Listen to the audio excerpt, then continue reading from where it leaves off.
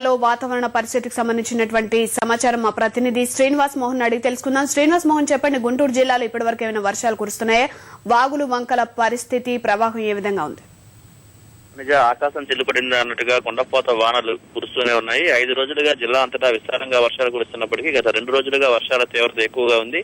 ఈ పరిస్థితులు అన్నదాతలను కోలుకోలేకుండా చేస్తున్నాయి. జిల్లా అంతటా భారీ వర్షాలు ముంచెత్తుతున్నాయి.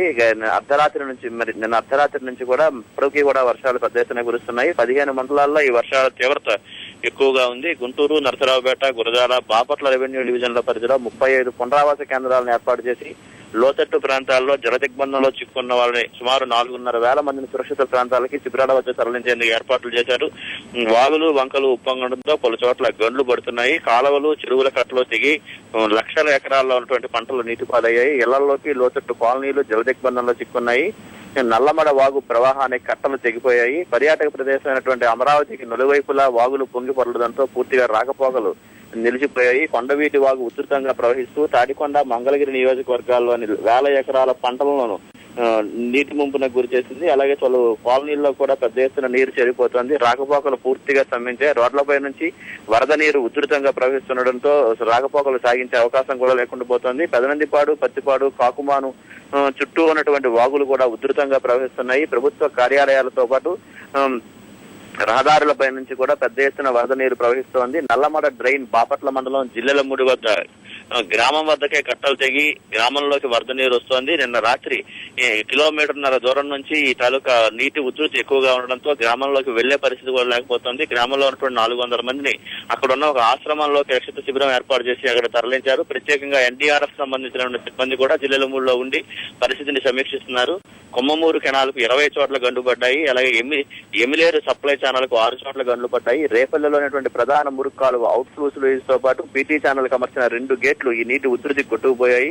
జమ్ములపాలెం వద్ద బాపట్ల మెయిన్ కెనాల్ గండిపడింది. కొండవీటి వాగు, ఎద్దువాగు, కుప్పగంజి వాగు, నల్లమడ, ఓగేరు వాగుల ఉధృతికి పంటలు పూర్తిగా కొట్టుకుపోతున్నాయి. గత ఏడాది నవంబర్ మొదటి వారంలోనే నీలం తుఫాను దెబ్బకి నష్టపోయిన రైతులకు పరిహారం రాలేదు. ఈలోగా మరో ఉపద్రవం రైతుల్ని తీవ్రంగా దెబ్బతీస్తోంది. జిల్లాలో ముఖ్యంగా పల్నాడు ప్రాంతంలో 1,80,000 హెక్టార్లలో పత్తి కొంతవరకు ఏపుగా పెరిగి తొలికాపు తీతకు సిద్ధంగా ఉన్న సమయంలో ఈ వర్షాలు దెబ్బతీస్తున్నాయి. దీనివల్ల పత్తికాయలు నల్లగా మారిపోయి ఎకరానికి 3 క్వింటాల వరకు పత్తి దిగుబడి నష్టం వాడుతుందని రైతులు ఆందోళన వ్యక్తం చేస్తున్నారు. ముఖ్యంగా చిలకలూరిపేట నియోజకవర్గంలో ఈ నష్టం ఎక్కువగా ఉంది. నిన్న చిలకలూరిపేటలోనే 22 సెంటీమీటర్లకు మించి వర్షపాతం నమోదైంది. కృష్ణా పశ్చిమ డెల్టా పరిధిలో ముఖ్యంగా బాపట్ల డివిజన్ పరిధిలో పంటలు ముఖ్యంగా వరి పంటకు చాలా ఎక్కువ నష్టం వాటిల్లింది. అసలు పంట పొలాలు, జలాశయాలు చాలా లేని విధంగా మొత్తం అంతా నీటి ఉధృతితో మొత్తం ఎటు చూసినా నీరే కనిపిస్తుంది. మిరప కూడా ఉరకెత్తుతోంది. కాయగూరల తోటలు, ఇతర పంటలు కూడా పూర్తిగా దెబ్బతిన్నాయి. సూర్యలంక వైపు బాతులు, అలాగే గొర్రెలు కూడా కురువైపు ఉన్నటువంటి గొర్రెలు కూడా చనిపోయాయి. 150 ఇళ్లు నేలమట్టం అయ్యాయి. ఈ 4 రోజులుగా కురుస్తున్న వర్షాలకి 4 ప్రాణాలు కోల్పోయినట్లు జిల్లా యంత్రాంగం ప్రకటించింది.